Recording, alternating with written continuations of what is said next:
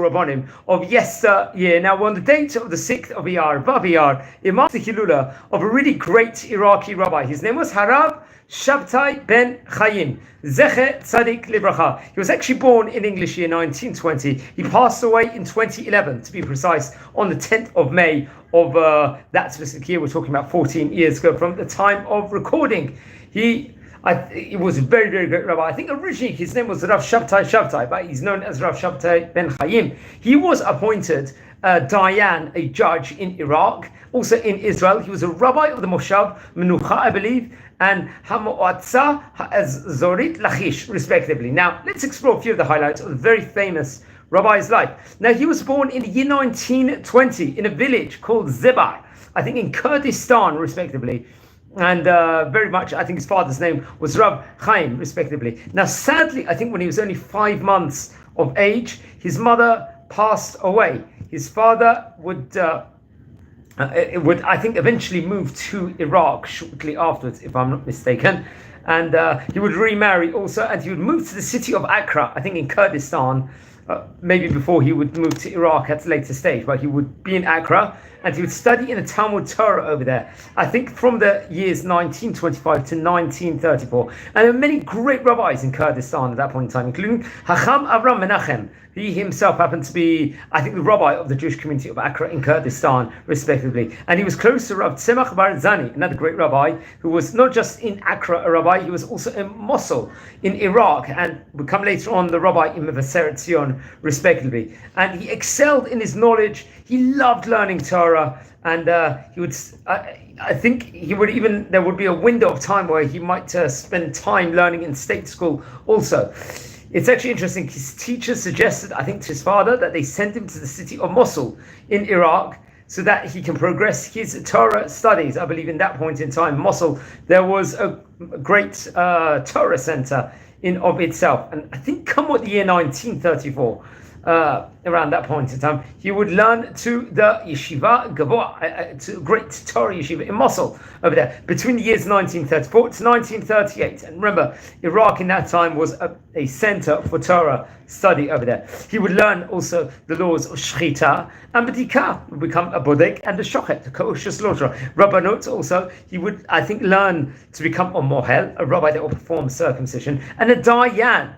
After all these learning inside the yeshiva, in this great yeshiva in itself, he would continue progressing, and I think you get tested with regards to the laws of Shechita and Bedika in Rabbanut, also with regards to circumcision, Dayanut exams he would take, and he would pass and would receive, I believe, rabbinic ordination. Now, at that point in time, there were many great rabbis, let's say, in Iraq, and he was awarded a letter of approval, I think, from Rav Salimun Barazani from Mosul. Remember, he was the head of court there, also the Ab Bet Din, and other rabbis over there would also give him a smicha, a rabbinic ordination. Now, he would get married shortly afterwards. I believe so he would get married, and this would have been after, I think, he received his ordination at that stage in time, and at that point in time, he would continue his Torah studies over there. I think he was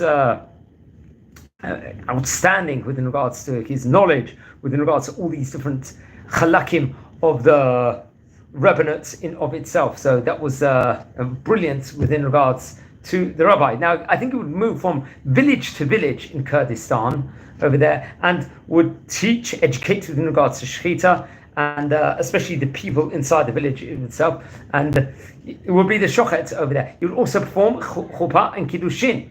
He would over there, and he would also teach and learn Kabbalah. It's reported over. Now, he would also get married, I think, shortly after his rabbinic ordination. His wife's name was Baba. I hope I pronounced her name correctly. So he would get, I'm not too sure the exact year, but he would have probably been about around the 20-year age mark in of itself. Now, I think shortly later on, after it was reported over, he would serve in the Iraqi army and would be an officer over there and will have to perform military service. And I think it's reported over that while he was serving in the army in Iraq, he would visit the kever of Nachum Al-Koshi, I believe, also known as Nachum Hanavi, a great rabbi.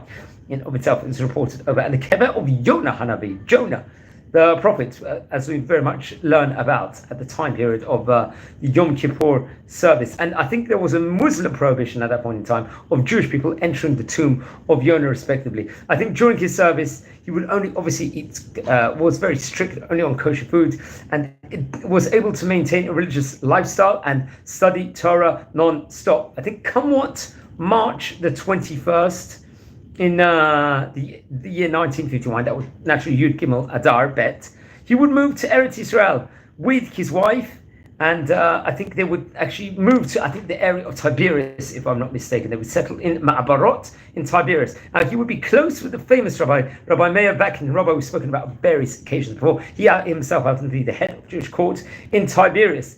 And he had to get, I think he had another exam in Israel, despite having a rabbinic ordination in Kurdistan in Iraq also, and he was ordained also in Israel by a number of great Rabbanim over there and Dayanim over there, and I think even Rabbi Yosef had a close connection to him, and very much conversing in Torah together, and he showed his brilliance. I think during this time he would serve in the reserves, I think potentially inside the IDF, and he would meet Rav Shlomo Goren, who happened to be the chief rabbi of the military over that stage in time, and he would be offered a position as a military rabbi, but he would refuse, and he would serve as a teacher, I think, in northern Negev communities. And shortly after the establishment of Moshav Menocha, he was appointed the rabbi of this Moshav respectively, and also of Segula, another Moshav over there. Hopefully we'll be able to visit these places in due course. I think come at the year 1983, he was appointed by the chief rabbinate of Israel as a chief rabbi of Lachish Regional Council, a prominent position. Over there he would open various different courses with regards to Shechita and Bedika respectively. And I think he had a connection with Rabbi Dr. Gedalia Harris, who was director, I believe. He was also a member of the Beta Avad in Eben Shmuel, which was intended for helping train rabbis of different places in halachic teaching. I think various different teachers were certified, and that was brilliant. I think this Beta Abad, respectively itself, had other great rabbanim learning there, and very much part of it, including the famous Rabbi Mordechai Eliyahu, chief rabbi of Israel, Rabbi Haim David Alevi, another great rabbi who happened to be the chief rabbi of Tel Aviv, Yafo, respectively, and was a winner of a Rav Kook Prize. Rabbi Yosef Sharvitz, another great rabbi mentioned before, who was a chief Sephardi rabbi of Ashkelon, and Rabbi Benjamin Aviad, who was also a member of the chief rabbinic council, respectively. He would engage in all rabbinic professions pretty much, and he served as a judge in Israel. He was a dayan. He would report over, follow the rulings of Yosef Haim, also popularly known as Ben Ish Chai,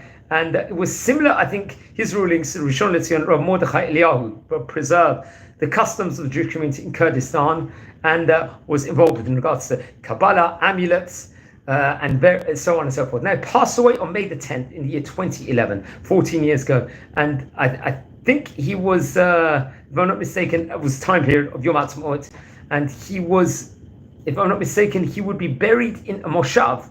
The name of the moshav, I believe, was called Zavdiel. If I'm not. Now, after he passed away, his book came out in regards to the Ashvach Lakel. It was a book that brought around different Torah and of the Rav and Haggadah with different things. Now, what's interesting also, some more rulings of his well-known rulings. It was reported over, he would allow eating the zroat, I'll say in Hebrew, hetel achilat zroat, sleep el pesach, makom shenago. He would hold this, let's say, to eat a roast lamb on the Passover night in a place where it was customary, which I think didn't go necessarily along with the ruling of Chacham Ovadia Yosef within regards to that. Now, within regards to Halal on Yom Ha'atzmaut, he would say to do it without a blessing, but he would have potentially held it might have been appropriate to say it with a blessing, but because he didn't want a dispute and it was a suffix, he would say better not to say it with a blessing.